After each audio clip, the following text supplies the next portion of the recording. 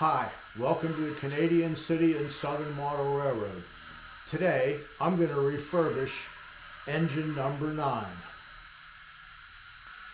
Number 9 is a model die casting roundhouse inside frame narrow gauge engine. Now right now you can see it's partially apart. Years ago I rebuilt it and modified it. I wanted to try to make it look a little bit smaller, and I also wanted to backdate it. So I very laboriously cut off the front of the smoke box to shorten it and then rebuilt it. I also wanted to lower it, but what I found out is that the frame would not allow that the way it was. So I had to shorten the saddle to get the cylinders down, and then I had to lower the cab to where it would fit on the frame. Then I discovered that I'd have to angle the motor back and mill into the frame so that the motor could clear the new lower setting of the boiler and cab. And now I'm making further improvements. The gears are pretty worn, but these are the originals, and I had to print a new 3D printing of a motor mount to hold the motor in place.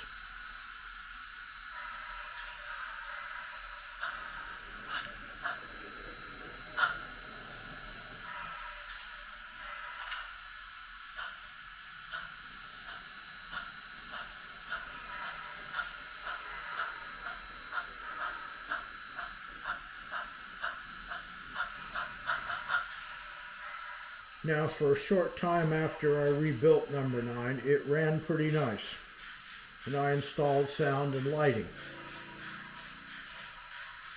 Then the front headlight went out. Then it stopped running so good, but I figured it's mostly just dirt because of the way it picks up power from the rails.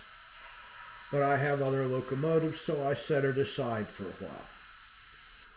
The other day I got it out, and I had started to do this originally when I'd rebuilt, but I noticed as it went over switches that the main rods were touching the rails. And I had already removed the little rivets, and that wasn't enough. So I figured all I really need to do is replace the front headlight that had gone out and remove a little more material from the main rods, which I had to modify because the original piston rods had broken off and I'd put new brass ones on. And while I was handling it to start doing this, the fireman's side main rod broke. And I tried to put it back together and reinforce it with some styrene, and I also reinforced the other side, the engineer's side, with some styrene, and I decided that wasn't enough. Plus, like I mentioned before, the gears were worn, and I thought I need to order new parts. Well, turns out Weissman Model Railroad Company has the parts for these almost all of them, but not all of them, but most of them. So I ordered a new set of gears, and they come in 2-packs, so I basically got 2 sets.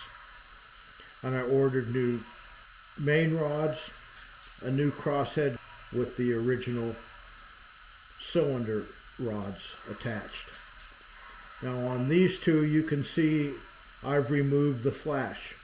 I've also removed even more on the bottom side. Although you lose some detail, they should now clear the rails when they're in the lowest position. And that wasn't terribly noticeable because it's random whether these will be at the lowest position on the driver right when they cross over the rails of an opposing direction of the switch. So anyway, these two have now been polished a little bit up to 2000 grit, and all the flash has been cleaned up and they're ready to go.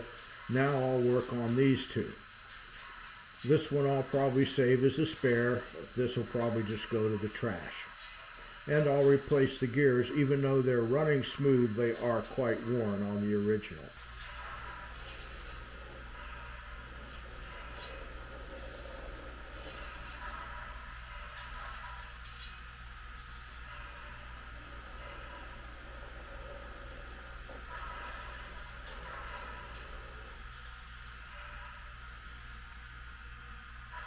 The axle gear, the driver gear, was the least worn of all the gears.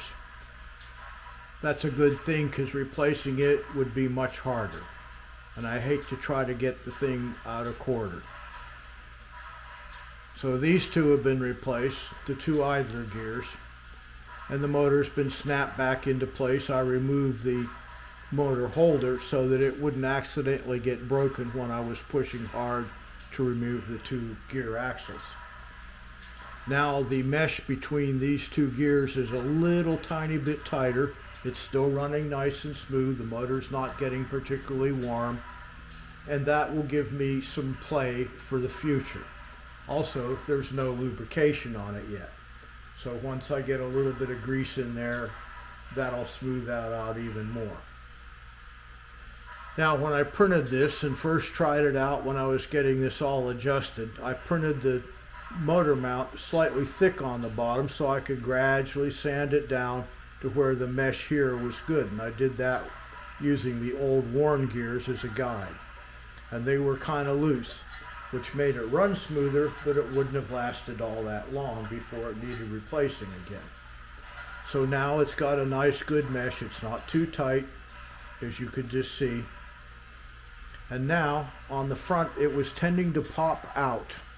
So I've made a little piece and I'm going to go super glue that on the top here to hold everything more securely in place. And since I've printed extras of these, if it ever goes wrong again, I can simply pull the boiler off and replace the parts. And snap everything back, screw and snap everything back together. So now it's on to the next step. The rest of the flash from the castings has been filed off, and both sides have been polished down to 2000 grit. But there's a few other little things I've done to make sure that it runs smoothly. The holes in the cylinders were drilled out a little deeper to make sure that there was room for the cylinder rods to go all the way in. On the crossheads, several things were done. The little hole here was drilled a little deeper so that when I took the awl, the punch, and tapped down on the little flanges, that they would spread out nice and evenly. And then after that, a couple more taps with the end of small file to smash them down a little more so that they're on there secure but can still move freely. Here on the corners, on the inside of the back, I removed a little material here and here to make sure there was plenty of room for the main rods to pivot freely, both up and down, so that the actual distance is greater than the motion of the driving rods. The slots on the top and bottom of the crossheads were filed deeper and a little bit wider, and the very ends, especially on the front, were carefully, without bumping into the piston rod, were filed down at a slight angle so that they can go all the way in and out without jamming before they hit the cylinder. Now, if the model's set up properly, they won't come quite that far anyway. They'll stop about there. But having extra little bit of room, make sure that there's no bind there. Also, you need to keep, when you file those, you need to keep them a little bit wide, but also straight so that they don't twist and cause a bind. So now you can see that these are going all the way forward and back with almost no resistance. The idea is to make sure that the entire model, all the gears and all the mechanism and everything can move freely without any lubrication necessary. Then you can keep the lubrication to a minimum and make sure your model has a nice long life. Also, these two holes, besides being polished, were fouled out just a tiny little bit. On this one, when I removed it from the sprue, the very end actually came off, so it's not even a complete circle. But there's enough metal left that it should go for a long time. Right here, on both of these, and this is the way they come, and this is the way they came 40 years ago or so, first time I ever got one of these models. There's a dimple here and here that's part of the casting process. So that makes them weak here. And that's why, but it broke right where that little dimple is. So this time I filled those with super glue before I filed all the flash down and polished them, so that there's a little bit of extra strength here and here. A few little things need to be done here in the decoder because I'm going to do a little minor changes to the lighting. I'm going to add more old-time looking light boxes and swap out the LEDs for some smaller ones. And 2 holes were drilled and then milled together here underneath the flywheel to go ahead and add a flickering firelight, because I've come to the point where I really enjoy those. Underneath the tender, and you can see the tender's been hollowed out a little bit here to make room for a full-size decoder, save a few dollars anyway. Underneath, I removed a little bit of material on the 2 little posts that the trucks sit on, because these trucks are not the original. They fell apart years ago. So they are tender trucks, but they're not MDC Roundhouse. And they're a little taller. So to make everything back down so that the coupler heights are good, I removed a little material and polished those up good, and polished up the phosphor bronze wipers good, so that I get good electrical contact here on the tender, especially since some of the tender weight's been removed.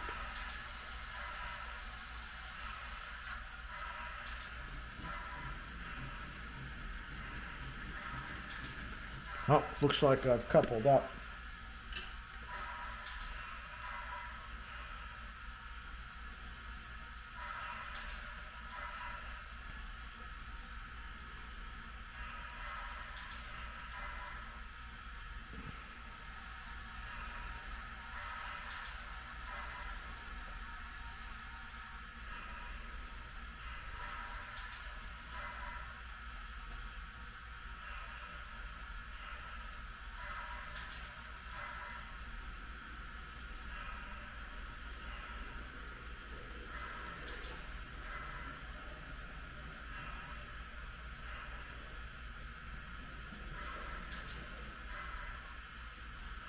Even at slow speed, it goes across the switches without the main rods bumping into the rail and causing shorts, or to lift the model to where the drivers aren't sitting down all the way on the rail. So now some touch-ups will need to be done on the tender where its grab irons have been worn down from handling over the decades. So I'll touch up that paint a little bit. Then I'll add the rest of the lighting.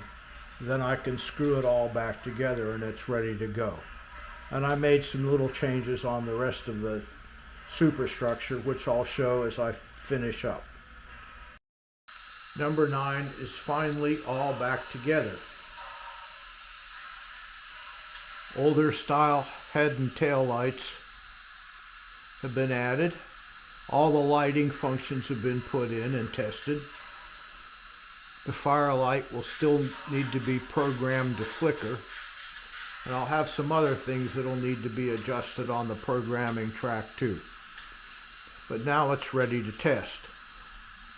The front coupler had to be cut a little short on its coupler box, and a custom front truck had to be made to get it to where it will actually pivot and not raise up the front of the locomotive as it starts up a grade so that it loses traction.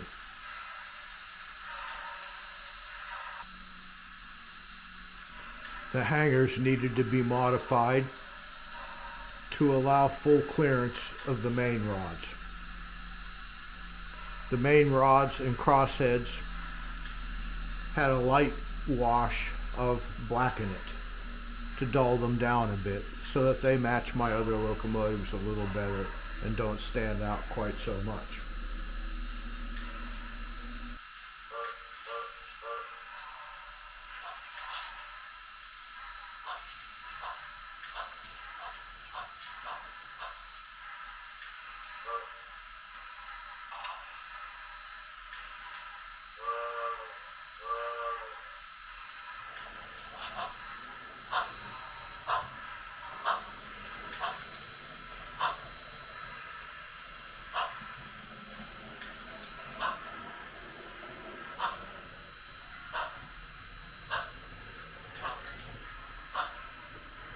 Notice how the chug is out of sync.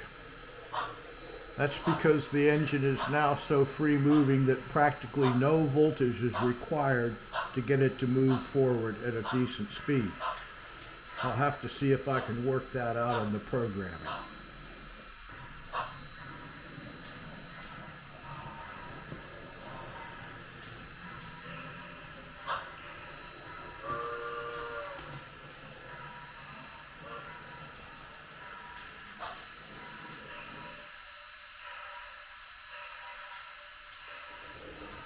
I have to stop there. If I go any further, it's going to derail on the fitter pieces up there between the two sections.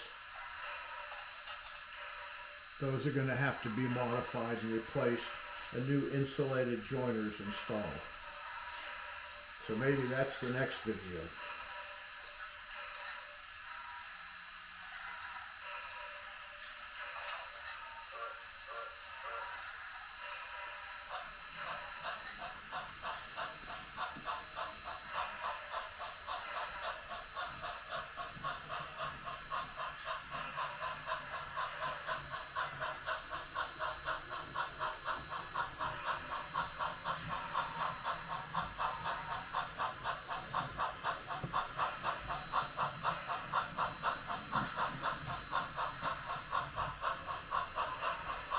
There is a tiny bit of resistance in reverse, so the chug now sort of matches.